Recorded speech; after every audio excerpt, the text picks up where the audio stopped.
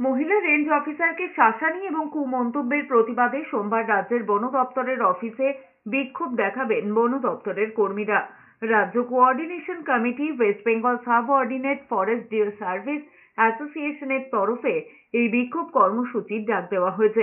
পাশাপাশি মহকুমা শাসকের কাছে ডেপুটেশন দেওয়া হবে। রাজ্যের অন্যতম পর্যটন কেন্দ্র তাজপুরে বেআইনিভাবে দখলীকৃত বন দপ্তরের জমি চিহ্নিত করে উদ্ধার করতে গিয়েছিলেন একজন মহিলা আধিকারিক, কিন্তু রাজ্যের দায়িত্বপ্রাপ্ত একজন মন্ত্রী অখিল গিরি ওই মহিলা অফিসারকে কদর্য ভাষায় আক্রমণ করেন, এমনকি শারীরিকভাবে আঘাত করার হুমকিও দেওয়া হয়। তাদের অভিযোগ, মন্ত্রিসভার বহু সদস্যই বিভিন্ন সময় সরকারি কর্মীদের প্রতি অবমাননাকর মন্তব্য করেছেন, সেই তালিকায় রয়েছেন মুখ্যমন্ত্রীও।